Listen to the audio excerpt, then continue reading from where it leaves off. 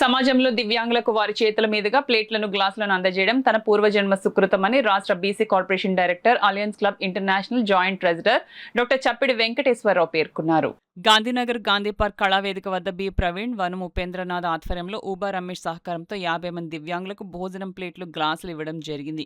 ఈ కార్యక్రమానికి ముఖ్య అతిథిగా ఆంధ్రప్రదేశ్ రాష్ట్ర BC corporation director, association of alliance club international joint treasurer doctor Chappidi Venkateswara Rao, విశిష్ట అతిథిగా అలయన్స్ క్లబ్స్ ఇంటర్నేషనల్ 106 పూర్వపు గవర్నర్ అలై పెంకె గోవిందరాజు పాల్గొన్నారు. ఈ సందర్భంగా కార్యక్రమానికి విచ్చేసిన దివ్యాంగులకు వారి చేతుల మీదుగా ప్లేట్లను, గ్లాసులను అందజేయడం జరిగింది. అనంతరం డాక్టర్ చప్పిడి మాట్లాడుతూ, సమాజంలో దివ్యాంగులకు చాలా విజ్ఞానం ఉంటుందని, మనకన్నా ఎక్కువగా వారే ఈ లోకాన్ని చూడగలరని, ఎంతో మంది రోజు ఉన్నత విద్యలను అభ్యసించి అత్యున్నత స్థానాల్లో ఉన్నారని, వారిని ఆదర్శంగా తీసుకుని నేటి యువత ముందుకు వెళ్లాలని సూచించారు. ఈ కార్యక్రమానికి సహాయం అందించిన రమేష్ కి ప్రత్యేక కృతజ్ఞతలు తెలియజేశారు. అలాగే ఆనందలహరి వేదికపై ఎటువంటి సేవా కార్యక్రమాలు చేసినా తన సహాయ సహకారాలు ఎల్లప్పుడూ ఉంటాయని తెలిపారు. గోవిందరాజు మాట్లాడుతూ, ఈ ఆనందలహరి వేదిక కేవలం వినోదానికే పరిమితం కాకుండా ఎన్నో మంచి సేవా కార్యక్రమాలు చేస్తూ ఎంతో మందికి ఆదర్శంగా నిలుస్తుందని, గతంలో ఇక్కడ చాలా తక్కువ మంది ఉండేవారని, ఎంతో మందికి ఆదర్శంగా నిలుస్తుందని అన్నారు. అనంతరం ఆనందలహరి పాడుతా తీగ గాయకులచే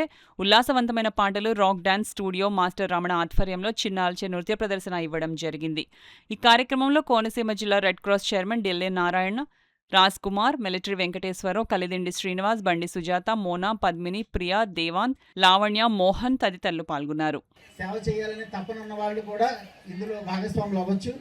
ఆ విధంగా మనం ఈ ఆనందలహరితో పాటు సేవా కార్యక్రమాలు కూడా చేస్తూ ముందుకెళ్ళాలని చెప్పేసి మిమ్మల్ని అందరినీ కోరుకుంటూ, ఇంత మంచి అవకాశాన్ని నాకు మొదటిసారిగా ఇచ్చినందుకు, అంటే నేను ఈ ప్రోగ్రాం చాలాసార్లు వచ్చాను, ఈ సేవా కార్యక్రమం అనే ప్రోగ్రాంకి నన్ను మొట్టమొదటిసారిగా ఈరోజు పిలిచినందుకు వీరందరికీ ధన్యవాదాలు తెలియజేస్తూ, అందులోనూ ఈ దివ్యాంగులు అంటే వీరు మనం చాలా సింపుల్గా అనుకుంటాము, కానీ వీళ్ళకి ప్రపంచం అంతా మనకంటే ఎక్కువ కనబడుతుంది.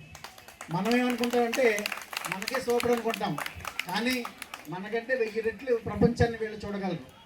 ఇది మాత్రం ఖచ్చితంగా నేను వాస్తవం చూశాను. అంటే నాకు ఫ్రెండ్స్ ఉన్నారు, పిల్లలు ఉన్నారు, చాలామంది తెలిసిన వాళ్ళు ఉన్నారు, చాలా చోట్ల ఉన్నారు, ఇక్కడే కాదు తెలంగాణ కూడా ఉన్నారు నాకు.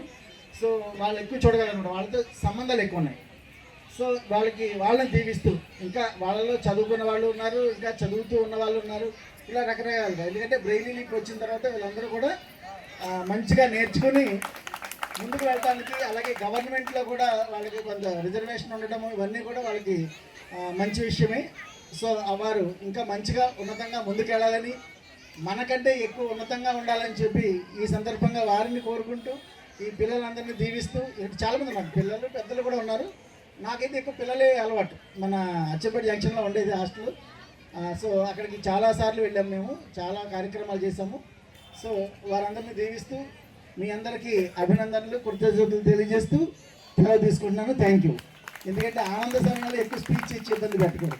ప్రవీణ్ గారు మరి ఇటువంటిది చాలా లాస్ట్ టైం కూడా నేను వచ్చాను, బ్లడ్ డొనేషన్ ఇవ్వడం గురించి అయ్యింది జనరల్ హాస్పిటల్లోనే.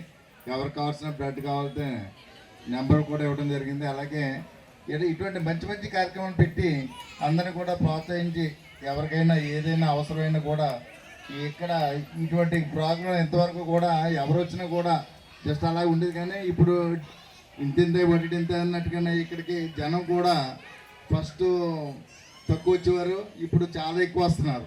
అలాగే డెవలప్మెంట్ కూడా చాలా బాగుంది. మరి మంచి కార్యక్రమాలు చేసుకుంటూ అటువంటి ఈ వీళ్ళందరికీ కూడా మనందరం కూడా సపోర్ట్ ఇవ్వాలని చెప్పేసి కోరుకుంటూ సెలవు తీసుకున్నాం.